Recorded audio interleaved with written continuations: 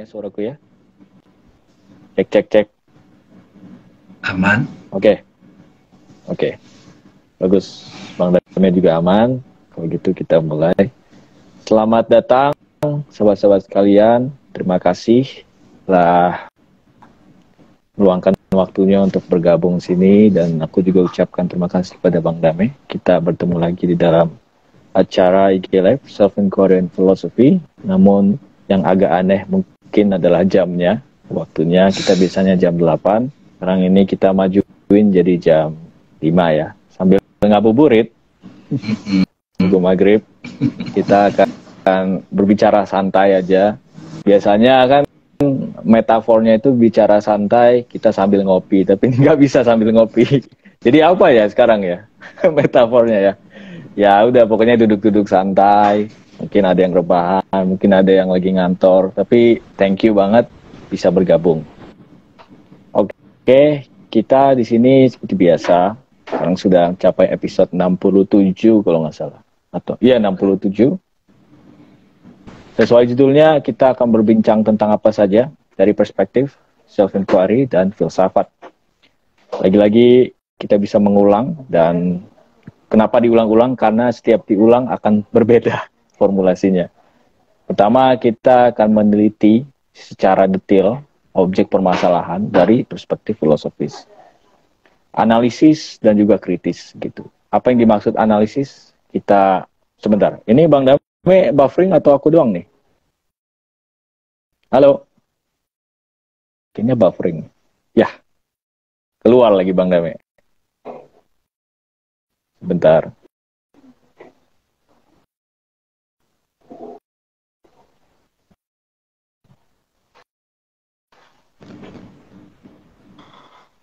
Tadi Ya. sempat keluar ya Bang Dame?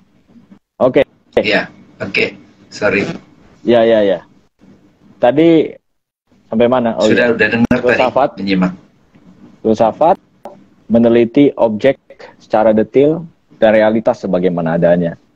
Lalu self-inquiry, kita kaitkan objek permasalahan itu dengan diri kita. Apa relasi kita dengan objek itu, dan mengapa objek itu dipandang sebagai masalah pada mulanya. Selalu ada koneksi dengan diri kita. Apa yang ada pada diri kita sehingga objek itu jadi masalah. Kenapa objek ini muncul? Ada dasarnya, ada alasannya, ada penyebabnya dari diri kita. Itu self-inquiry. Nah, sekarang yang dibahas adalah Qiyamul Lail. Agak aneh juga sebenarnya. Apa ya, orang mengerti Qiyamul Lail itu bangun tengah malam, sholat gitu kan. Atau ada yang tarawih, ada yang khataman Quran gitu. Macam-macam. Tapi aku akhir-akhir ini Bang Dame terkesima aja dengan istilah itu. Qiyamul Lail. Yang literally berarti standing during the night gitu kan.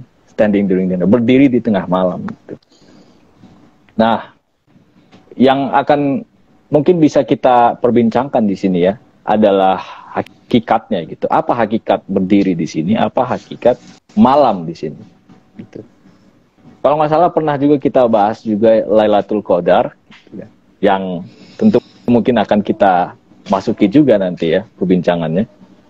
Malam itu adalah mungkin kita bisa langsung simbol batin manusia gitu, atau psyche dalam bahasa Inggrisnya gitu kan. Nah karena itu apa maksudnya nih itu berdiri di tengah malam gitu kan. Setidaknya sahabat-sahabat Soaguru sudah harus jeli gitu ketika melihat suatu dogma itu nggak lagi secara dogmatis ya. Doktrin agama itu semua diteliti gitu hakikatnya apa, lalu tadi secara self-inquiry gitu. Nah itu yang akan kita lakukan. Jadi kalau dengar malam, itu malam bukan malam fisik. Oke, malam fisik juga, tapi ada layer lain gitu. Malam yang batin. Nah, kalau teman-teman baca captionku, itu salah satu, apa ya, ketika malam disebut sebagai waktu yang sunyi, tapi pada saat yang sama juga malam adalah waktunya, apa ya, kasak-kusuk dilakukan gitu. Kasak-kusuk diam-diam yang di belakang gitu. Karena lagi-lagi batin manusia gitu. Secara tampak luar dia biasa aja, tapi di dalam mungkin gitu. Nah, kita kan bisa bayangkan bayangkan sebuah skenario orang gitu bekerja di siang hari, terus pas malam baru deh keluar gitu Bang Damai. Baru deh itu apa yang dia tahan selama itu pas kerja keluar di malam hari gitu. Jadi lagi-lagi malam Gitu di ya. sini benar-benar batin, benar-benar yang di dalam diri manusia gitu, jiwa gitu.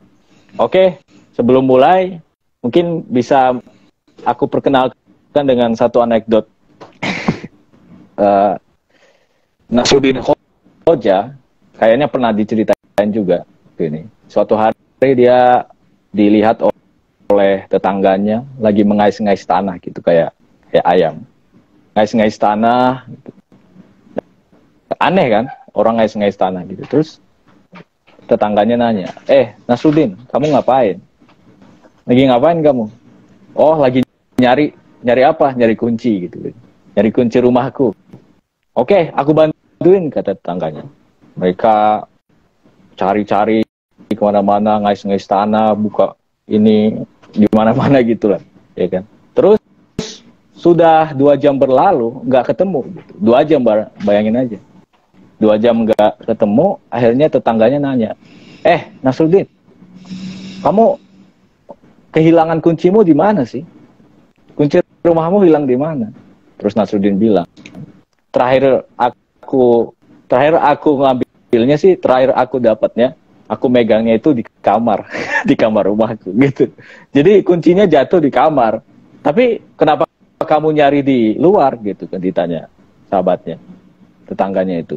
Ya karena di dalam kamarku gelap, jadi nggak bisa kelihatan gitu. Nah, ini yang menarik adalah di dalam kamar gelap. Gara-gara gelap, kita nggak mau mencari di dalamnya. Gitu. Nah, apa nih maksudnya kan? Di satu sisi lain, Bang Rame, aku melihat yang menarik ini yang dicari kunci nih. Kunci rumah. Gitu kan? Kalau kunci rumah di dalam, kan berarti apa ya? Ya, bagus kalau kuncinya itu kayak kita ketinggalan kunci mobil di dalam mobil itu nggak bisa dibuka lagi kan mobilnya gitu kan. Ketinggalan di dalam mobil gitu gimana tuh. Nah, jadi barangkali bukan kita nggak bisa masuk ke dalam, kita bisa masuk ke dalam, tapi kita nggak bisa dapat objek yang bisa menutup pintu gitu, yang bisa mengamankan kita dari serangan luar, yaitu kunci, ya kan? Bisa jadi inilah yang disebut takwa gitu. Jadi kita harus ke dalam dulu untuk mendapatkan kunci, harus mendapatkan kunci agar pintunya bisa dibuka, bisa dikunci, bisa ditutup, sehingga kita aman dari serangan dari luar. Oke, itu aja. Terima kasih. Mohon maaf kalau kekurangan. Yang jelas kita akan bersenang-senang di sini. Ya. Makasih, kalau ada mau bertanya langsung ya. Teman-teman. Bismillahirrahmanirrahim.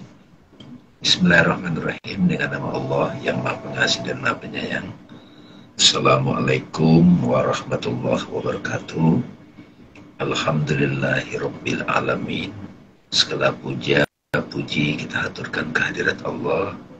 Saat ini kita diberkati bisa berbincang-bincang mengenai topik penting, yaitu Qiyamul Lail gitu ya. Kita berbincang-bincang, mudah-mudahan maknanya nanti lebih precise gitu, lebih pas gitu, lebih terasa. Salawat dan salam kita haturkan pada Rasul yang mulia Nabi besar Muhammad SAW.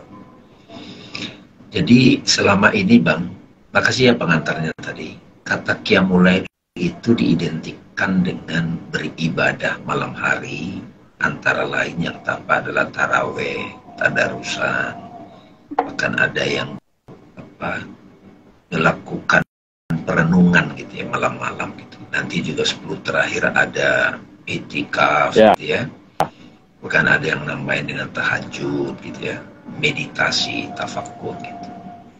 Nah, kita hidupkan malam. Tapi sekarang rasanya susah nih, Bang Arif, karena ada internet gitu, ada YouTube, ada TV gitu. Saya kadang suka membayangkan ya teman-teman ya, kalau zaman dahulu Qiyamul Lail itu seperti apa ya zaman Nabi gitu. Tidak ada listrik gitu ya. Gimana Qiyamul Lailnya itu? apalagi padang pasir gitu, hening banget. Saya masih punya pengalaman di kampung ya, teman-teman, merasakan tidak ada listrik gitu. Karena berbulan-bulan di satu desa tidak ada listrik, yang ada hanya bulan gitu. Atau kadang kalau tidak ada bulan, gelap malam, itu suasananya itu apa ya, bisa mencekam, bisa juga Bang Arif itu menyelimuti. Jadi kehadiran malam itu sebagai keheningan dapat banget. Jadi memang malam itu buat istirahat, tidak ada aktivitas, pasif. Jadi saya ngajak gitu biar teman-teman tahu kenapa ada qiyamul lail gitu. Sekarang kan susah kita untuk membuat itu. Ini masih permukaan nih pemahamannya Bang Arif gitu. Nah, kalau kita mengerti hakikat malam di sini, malam nanti ada menghidupkan malam. Jadi berdiri, bangun, qiyam itu bisa juga bangun, Bang Arif. Ya. Bahasa Indonesianya susah gitu, bangun, melek gitu, bisa juga.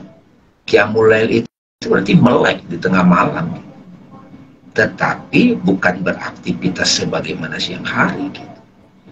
Berjaga-jaga, siapa tahu nanti ada komet gitu. Ada Lailatul Qadar gitu, ada nuzulul Quran gitu. Nah, paling pas makna malam itu memang harus dikasih hakikatnya gitu. Karena zaman sekarang sudah susah kita mendapatkan rasa suasana malam yang sebenarnya. Susah, apalagi di New York, Bang Arif, Jakarta malam gitu. Gimana mau malam gitu? Sejak ditemukannya listrik, makna malam itu udah berubah. Itu satu. Jadi ada menghidupkan, ada bangun. Ya, bangun seperti apa gitu. Nah, ini kita belum ke mikrokosmosnya, Bang. Tadi Bang Arif menyebut batin kan. Terus di malam itu turun Al-Quran. Di malam itu turun Lailatul Qadar. Lailatul Qadar, Lailatul Qadar. Ada Al-Lail gitu. Surat Al-Lail. Gitu. Malam. Malam yang mulia. Isra Mi'raj di malam hari gitu. Ada juga nih kalau kaitannya sama cinta, Bang. Ada namanya Laila Majnun gitu. Ya. Laila Majnun gitu. Majnun itu pecinta sampai dia tergila-gila, namanya juga Majnun. Tergila-gila pada apa? Laila. Laila itu adalah kekasih gitu. Ya, memuja Laila. Nah, jadi teman-teman sekalian, Lail itu menghidupkan malam itu berarti kita fokus ke batin, ke rohani kita. Di situ bisa malam itu, batin itu buat kita mencekam, bisa juga berisik, bisa juga di situ kontemplatif gitu. Nah, kalau sekarang kan makna lail itu banyak aktivitas gitu. Saya tadi Bang Arif itu membaca-baca tentang simbol-simbol tentang malam, ya, malam ataupun dark gitu, kegelapan. Keren, itu semua bicara tentang kemagisan gitu, tentang spiritualitas. Ya, tentang spiritual. Nah, itu di situ juga ada tuh malam ya, makna malam itu. Yeah.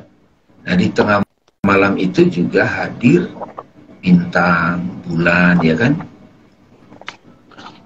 Gitu. Ya. Jadi sahabat-sahabat sekalian, menghidupkan malam, qiyamul lail, berarti hiduplah di batin, bisa begitu, Bang? Hiduplah dengan kesadaran rohani. Hiduplah dengan kepekaan batin. Karena segala yang tampak ini, alam syahadah ini, yang zohir ini, itu berasal dari batin. Ya.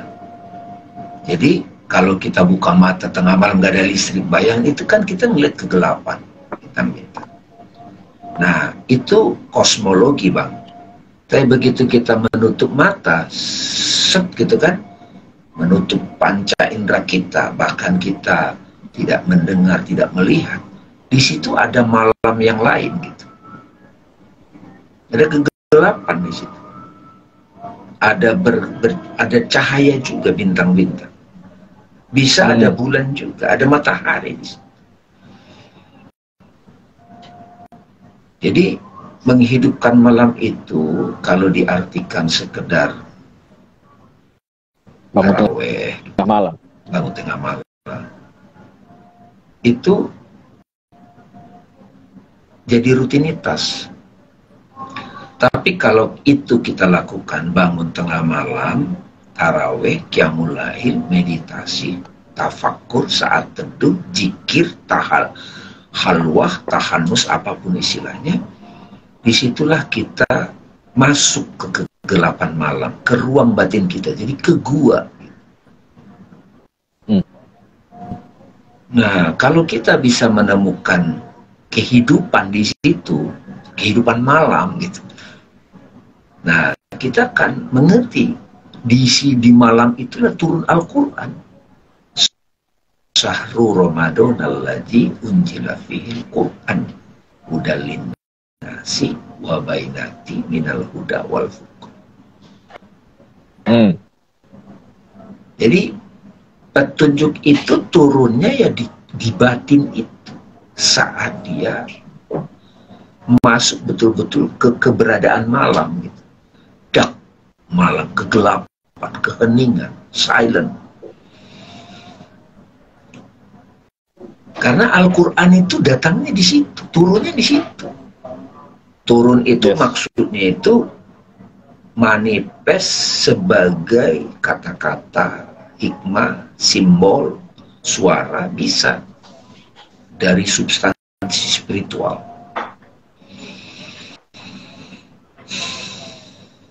Gitu. Nah, jadi Bang Arif, malam itu, nah bagaimana kita bisa masuk ke ruang rohani kita, ke batin. Di batin kita itu apa? Ada apa aja?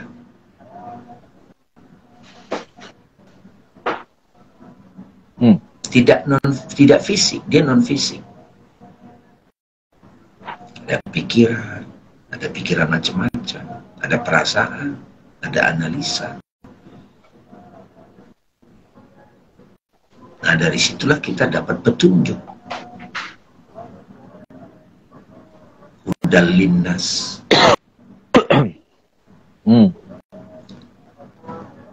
Beraktivitas tidak pakai badan. Nah, gitu loh Bang, kira-kira begitu. Iya. Gimana kok, ya? Iya. Jadi saya meyakini ya.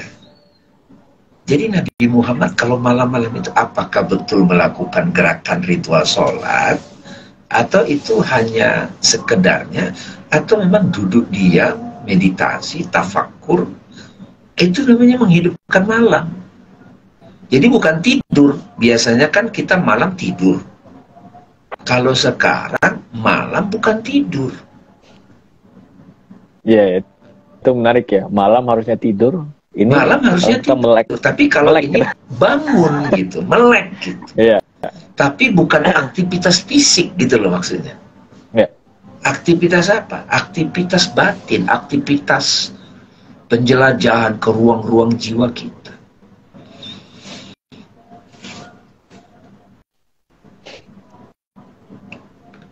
Nah, kalau sudah belajar filosofi kan, ya kita jadi paham tuh betapa pentingnya kita melakukan praktek hening gitu, kontemplasi. Bang Arif gimana ngelihatnya? Iya, ini agak ironi ya, kita bahas malam tapi kita bahasnya sore gitu. Akan keren banget kalau kita seharusnya tadi jam 8 gitu, tapi ada cara lain ya gitu. Jadi ini sore aja bisanya aja. Justru gara-gara kita sudah membahas ini, harapannya nanti di malam hari itu kita benar-benar sinkron. Makrokosmos dan mikrokosmos juga menghadirkan malam, menghidupkan malam. Tapi kalau bisa merujuk pada kemarin perbincangan kita, jadi kalau teman-teman bertanya, ini kenapa membahas qiyamul lail tiba-tiba out of nowhere gitu? Karena ini berbincangan aku dengan Bang Dame kemarin malam ya. Kita ya di situ aku mengingat ingat bernostalgia tentang Ramadan masa lalu gitu. Kita selalu keluar. Bahkan selalu, kayaknya hampir setiap hari itu buka bersama gitu kalau aku dulu ya. Jadi sholat taraweh itu di luar, di PIM gitu kan. Kalau sekarang malah sendiri-sendiri gitu. Nah, bahkan bukber udah semakin jarang gitu. Setidaknya untuk aku aja Bang Damai. Nah, di situ akhirnya kita bertanya, Ramadannya semakin kesini, entah kenapa ya. Setidaknya bagi aku secara personal, memang mengarah ke keheningan aja gitu.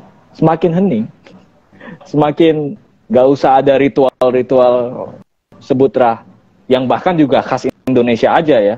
Ngabuburit itu cuma di Indonesia aja kan. Terus bukber gitu, ngapain gitu. Sekarang fokus kepada esensinya itu langsung. Nah, ini yang aku deteksi sebagai lail gitu. Kayaknya ya, sebagai tadi itu malam.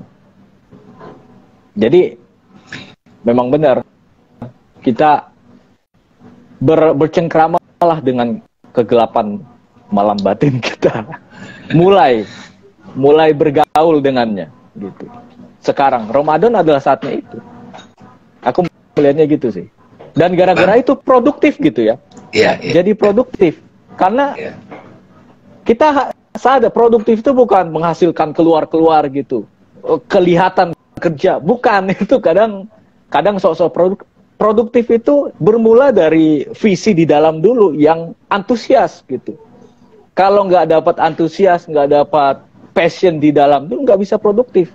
Justru produktif pada saat kita bertapa di gua dulu, wah dapat gitu banyak inspirasi. Aku jadi banyak nulis, aku jadi mulai edit video self inquiry gitu. Oh ya teman-teman bisa langsung cek di YouTube Suaguru ya, udah ada itu self inquiry dalam sajian yang lebih bagus. Gitu Bang. Ya, ini mau ditambahin ya teman-teman. Nanti teman-teman bisa cek tuh di pengalaman pribadi. Ada orang menikmati Ramadan itu semaraknya Bang. Semarak, ketemu orang. Apalagi politisi kan juga silaturahim buka puasa, tapi ngomongin politik gitu kan. Tidak salah dengan itu. Ini masalah perjalanan jiwa gitu. Rame-rame di mana ketawa-ketawa gitu kan. Jadi dia sudah jadi, saya membayangkan kalau Nabi ya teman-teman hidup zaman sekarang, gimana ya Nabi ngelihat Ramadan gitu kira-kira. Kalau saya Ramadan gitu kata Nabi, saya tuh ke gua loh gitu. Saya ke gua. Saya ke gua, aku ke gua. Atau malah Nabi ke masjid, ya waktu itu sejarahnya, Nabi melakukan perenungan sendirian, tahu-tahu sahabat ngikut nih. Ada Nabi, ngikut aja. Ikut, Nabi sholat, Nabi pulang gitu. Datang lagi sahabat, ngikut lagi. Akhirnya malam ketiga Bang, Nabi nggak mau ke masjid. Cuman di situ banyak yang berpendapat, ulama ada yang berpendapat, aku nggak mau takut tarawih sholat itu jadi wajib gitu. Padahal kalau kita telisik lagi, substansinya Qiyamul Lail itu adalah belajar menjalani hidup betul-betul peka terhadap batin. Karena apa yang nampak di luar itu sebab dari dalam.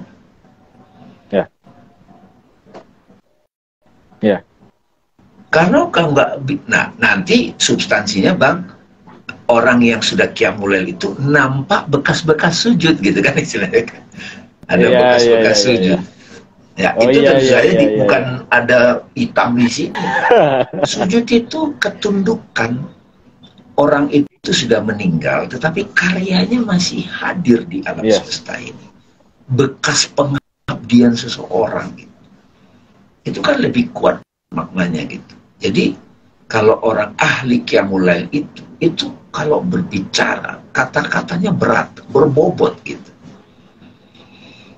Nah, jadi kalau Ramadan ini kita udah dibantu dengan support system, kemudian juga makannya pas, tidak berlebihan, pas, ada sahurnya, nggak dapat makna Qiyamul Lailnya, ya boleh dibilang Bang, yang nggak dapat nuzulul Quran. Hmm. Dia tidak mengalami nuzulul Quran. Iya, iya, iya, iya. Dia nggak lihat. Dia tidak mengalami sahru, itu kan Quran itu sahru Ramadan alladzi unzila fihil Quran. Inna anjalnahu fi lailatul qadar. Sesungguhnya kami menurunkannya pada malam kemuliaan, itu malam. Ya, jadi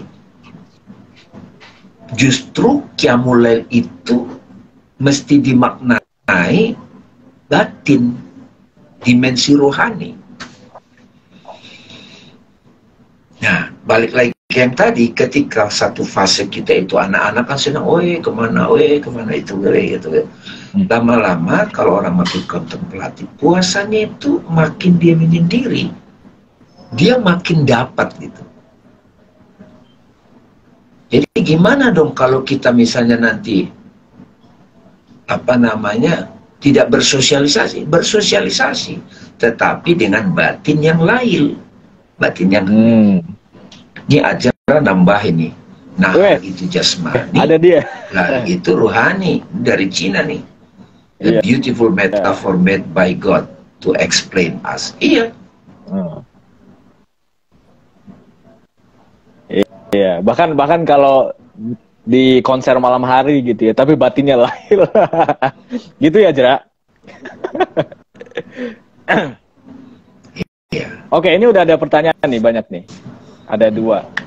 Pertama dari Jet D. Bang, benarkah time and space itu cuma ilusi seperti pikiran? Oke. Mau dijawab dulu itu? Boleh, silakan. Ini nanti ada. Ya. Oke, itu dulu. Di sini siapa namanya? Jetni. Jetni ya. Apa tuh? Mas atau Mbak ya. Oke. Mas Jetni ya. Jadi space, ruang, itu kita memahaminya space itu sebagai fisik. Ya, ada space.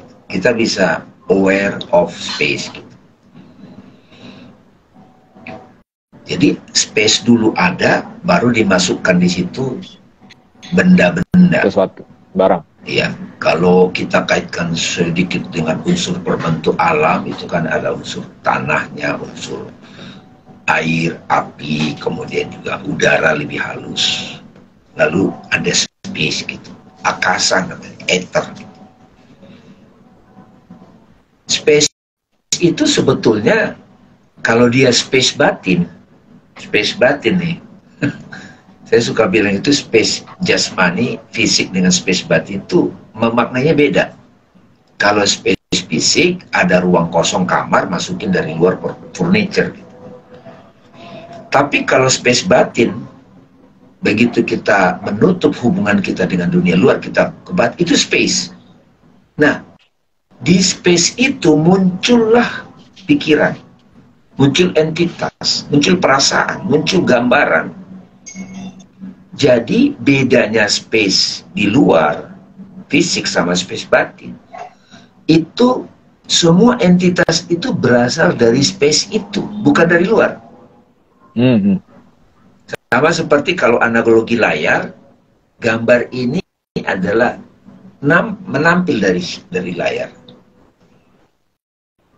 Nah, kalau dari space batin, di situ no time, nggak ada time. Jadi time itu memang ilusi, jadi persepsi dari akal gitu. Nah, bisa ditonton tuh, ada kita bahas time gitu, secara detail gitu. Ya, nah boleh dibilang malam itu batin yang hening itu adalah space. Begitu ada aktivitas di situ, ada gerak. Di mana ada gerak, di situ ada time kan, ada gerak. Sekian detik, sekian menit, sekian jam. Kalau di batin mana ada detik. Yang ada adalah fokus perhatian. Jadi betul ilusi. Cuman kita sudah terbiasa menganggap time itu seperti real, padahal tidak. Dia adalah persepsi, dia adalah pemaknaan dalam interaksi kita karena kita ada badan. Buktinya apa? Di batin itu tidak ada durasi, nggak ada durasi di batin. Mengingat 10 jam lalu dengan 10 tahun lalu, sama nggak cepatnya? Berarti Isra Mi'rajnya Nabi bisa dijelaskan dalam konteks itu.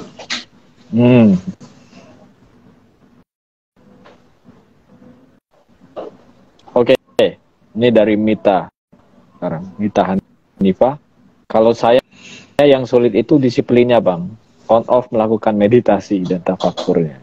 On off. Nah, ini sekali lagi kita masih berasumsi menganggap meditasi itu praktek dengan teknik tertentu, dengan jam tertentu, itu iya. Ya. Itu kita disiplin. Ada. Tapi kalau kita sudah uraikan tadi, meditative condition gitu. Jadi dalam dialog seperti ini kita bisa meditatif, teman-teman. Bisa kita hening, kita bisa alert. Makanya bahasanya kalau di Al-Quran, tatakun, bertakwa. Ya. Kutiba alaikum syam kama kutiba alal ladzina min qablikum la'allakum tatakun. Jadi begitu kita ada keinginan, kita tahan, kita perhatikan, kita olah, perlu atau tidak. Nah disitulah proses kita kan masuk ke ruang batin. Ini memang perlu, nah itu namanya menghidupkan malam. Kira-kira. Jadi, nah ini mulai nih dapat nih. Qiyamul Lail itu sudah mulai berpindah dari aktivitas tengah malam, produktivitas tengah malam, meneliti diri, apapun, kontemplatif. Sekarang kita mulai dapat. Justru Qiyamul Lail itu ketika kita bawa dalam seluruh aktivitas kita adalah standing as awareness gitu. Jadi setiap kita melakukan aktivitas itu, kita selain sadar experience fisik, kita juga sadar apa yang hadir di pikiran, di perasaan kita. Kita sadar semua itu. Itu namanya menghidupkan, be awake gitu, awakening gitu.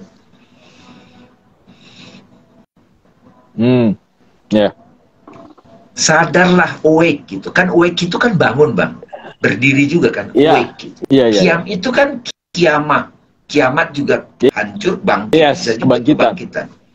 Qiyamul Lail, iqomah, berdiri, bangun, bisa juga. Cuman kata bangun nanti tidur. Nah iya betul, tidur, bangun gitu, be awake gitu. Boleh bilang begitu. Itu menarik ya. Jadi kita kan malam hari tidur, mimpi gitu kan. Pas bangun, yang di dalam tidur gitu. Kesadaran kita fokus pada yang luar gitu kan. Nah sekarang bangunin yang di dalam, bangun yang malamnya itu, bangunin, bangunin yang di dalam kita gitu kan. Jadi bagus banget itu analogi metaforanya. Jadi kita bangun melek di tengah malam gitu, peka terhadap batin. Segala hal yang terjadi dalam batin kita. Even beraktivitas di luar di siang hari, tapi nah itu peka. Jadi ahli Qiyamul Lail itu adalah mereka yang sudah mulai expert di dalam aktivitas sehari-hari. Dia tetap, ya bahasanya takwa, Bang. Takwa, alert.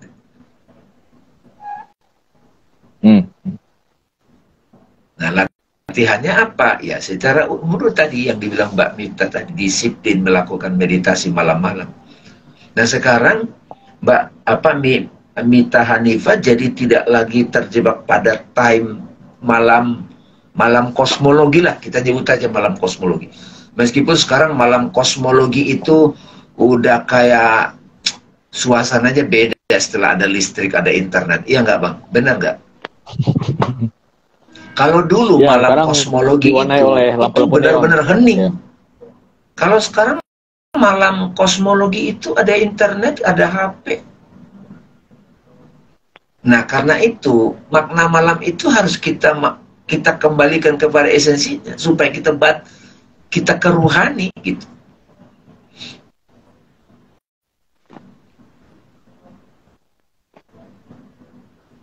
Sebelum kita bertindak secara fisik, kita perhatikan dulu gerak-gerik batin kita. Perhatikan. Ya, amati, analisa, atau hening, napas sadar. Hidupkan malam gitu loh. Hidupkan batinmu. Be awake terhadap your soul.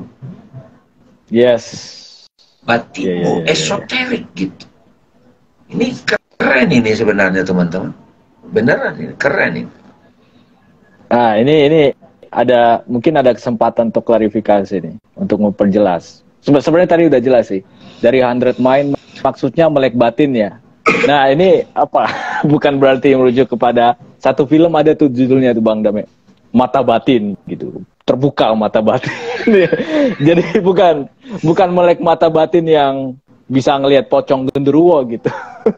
Ya atau emang bener, tapi pocong genderuwonya itu di dalam diri lo. Gimana Bang? Saya coba jawab ya. Maksudnya melek batin gini, teman-teman, Mas 100 Mind ya, 100 Mind. Kita kan terbiasa sadar pada apa yang dilihat, diperhatikan panca indera, apa yang diketahui melalui panca indera. Benar ya? Kita lihat segala macam. Misalnya kita ngeliat bunga, ya kan? Bunga. Oke, kita perhatikan bunga itu karena kita foto gitu ya. Saya coba uraikan detail nih. Begitu kita menutup mata, maka terbayanglah bunga yang berwarna itu di batin kita gitu. Be aware of it, imaginal object. Nah, itu salah satunya. Itu melek batin, Mas.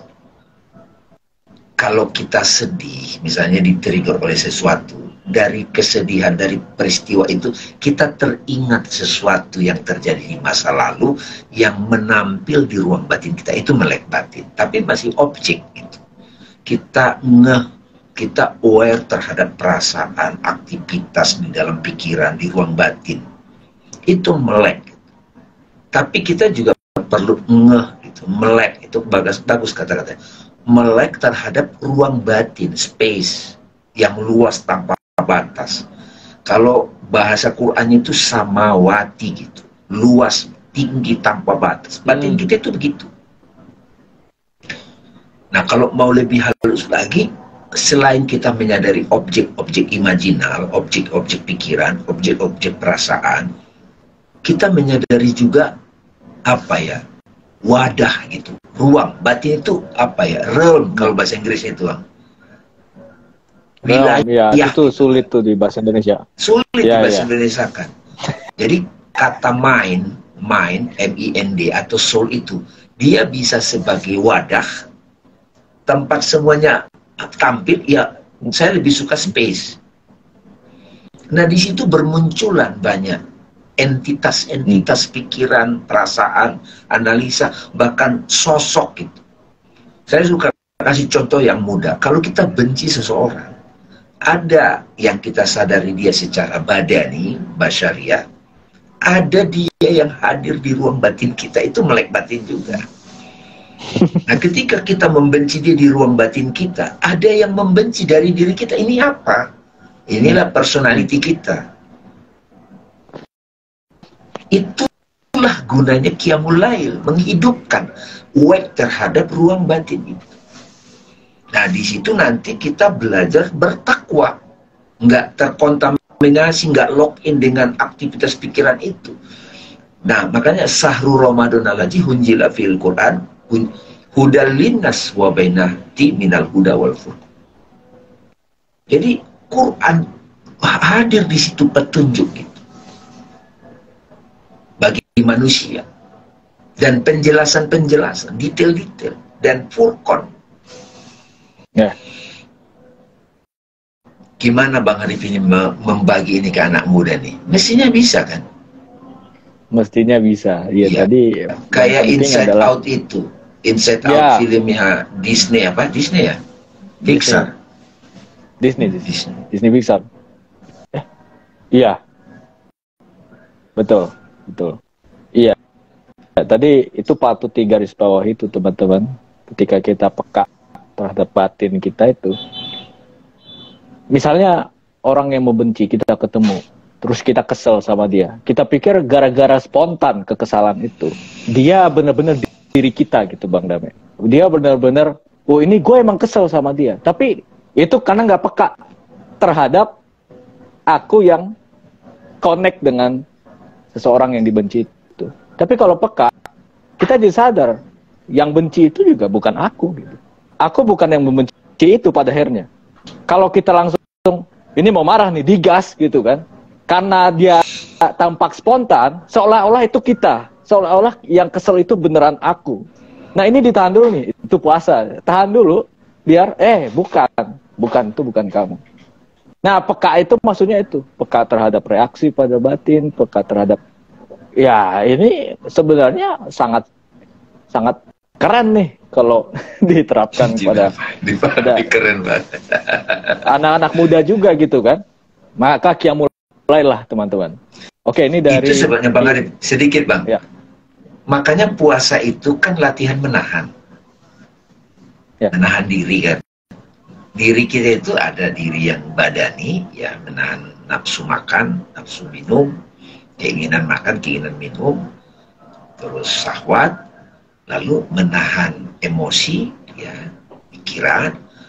Tapi banyak orang mengartikan ini, selalu saya kasih tahu tuh di berbagai masa Ramadan. Bukan cuma menahan, makna menahan seperti bahasa Indonesia. Puasa itu include menahan sekaligus mengobservasi, mengamati hening itu. Karena di situ, di bulan puasa itu, semua aktivitas ibadah lain itu balasannya itu ada, tapi kalau puasa balasannya aku gitu. Puasa itu balasannya itu aku. Hadiah terbesar dari puasa itu aku. Jadi kalau kita qiyamul lail, kita sadar pada objek pikiran, perasaan, tapi yang lebih utama lagi adalah sadar pada aku gitu. Ya, itu kan dahsyat. Kita bahas. Boleh, silakan. Oke, ini pertanyaan terakhir Bang Dame. Kita udah mau maghrib soalnya. Dari Mita Niva lagi, Bang, batin itu melingkupi akal kah? Ya, salah satunya aktivitas akal. Batin itu emosi, pemikiran, perasaan, tapi juga kolbu, teman-teman, kolbu. Jadi jangan terjebak istilahnya gitu. Nah ini memang perlu mengenal diri nih Bang, ilmu mengenal diri. Jadi kalau mau membahas qiyamul lail ini, mau nggak mau ilmu mengenal diri itu wajib gitu. Iya. Ya. Di Swaguru udah banyak kita ngomong tentang Huema itu banyak. Silakan dibuka. Itu video terbaru yang udah diupload. Iya, Huema ya. Kenapa? Iya. Huema ya. Upload di YouTube. Teman-teman bisa langsung cek Swaguru itu. Ini ada Pak Adi, keberserahan diri dan love.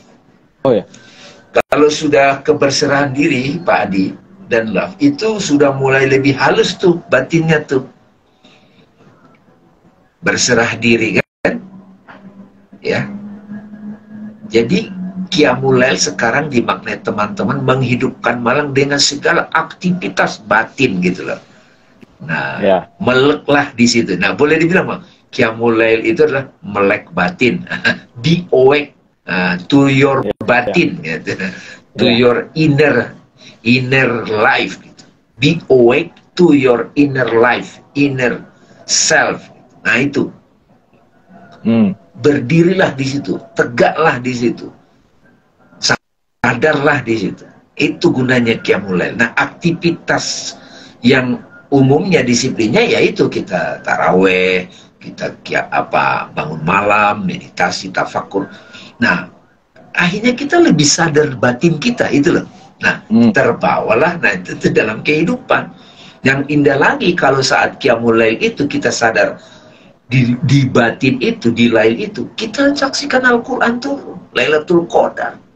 Kita bertakwa, kita menyaksikan kitab gitu. Dahsyat.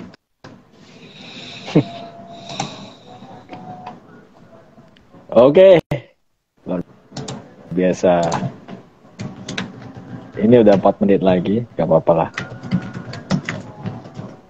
kata berdiri atau bangun tadi itu penting juga ya, karena kalau tadi merujuk ke anekdot Nasruddin tadi, dia mencari di luar karena di dalam gelap gitu. Itu kan bukankah itu kita semua gitu, kamu kenapa nggak introspeksi, itu yang paling umum gitu, introspeksi enggak, takut gelap di dalam gitu. Gelap di dalam, takut tersesat di dalam gitu ya. Ya itu gara-gara kamu jarang ngecek sih, kamu jarang inspeksi sih dalam dirimu. Pas masuk badai beneran Bang Damai, badai, nggak bisa berdiri dia, nggak bisa berdiri. Nah itu makanya gimana berdiri di dalam batin gitu. Masuk. Tapi Bang, sorry Bang, ada masalah. Bang, ya harusnya sudah bisa berdiri di batin, karena udah puasa. Nah, udah latihan menahan gitu loh. Iya sih. betul. Mestinya bisa kan, prakondisi gitu, dari subuh sampai maghrib kita udah mau marah, nahan, mau ini. Nah begitu malam-malam udah jinak gitu loh maksudnya. Jadi benar-benar bertaut banget tuh keduanya tuh. Puasa. Iya benar. Dapat ya Bang ya, sesuatu ya? Dapat. Ya, jadi teman-teman tidak harus, kalau Ramadan saya kok nggak semarak, nggak apa-apa. Emang Nabi ke gua kok. Kalau ada kesempatan silaturahim, pastikan batinnya hening. Kalau enggak, wah, nggak dapat nanti Ramadannya itu, ininya. Al-Furqannya, Al-Qurannya nggak dapat. Sia-sia udah. Secara pikir emang puasanya penuh, khatam banyak. Alhamdulillah, supaya teman-teman lebih siap-siap. Terima kasih ya teman-teman sudah bersama-sama ngobrol. Mudah-mudahan makna Qiyamul Lail sekarang berbeda, lebih luas spektrumnya, ya, lebih kontemplatif, lebih substansial. Silakan sahabat-sahabat tetap melakukan sesuai dengan kebijaksanaannya. Qiyamul Lailnya ada tarawih, tafakur, silakan, tapi jangan sampai tidak dapat substansinya itu. Makasih teman-teman, silakan Bang Arif ditutup. Assalamualaikum warahmatullahi wabarakatuh. Waalaikumsalam warahmatullahi wabarakatuh. Terima kasih Bang Damai, terima kasih sahabat-sahabat sekalian yang tadi bertanya dan yang hanya mendengarkan. Alhamdulillah kita sudah melewati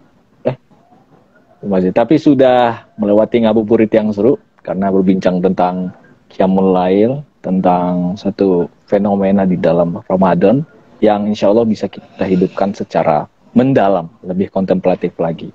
Oke, aku ucapkan selamat berbuka puasa kepada Bang Damai, kepada teman-teman sahabat juga yang menonton. Thank you.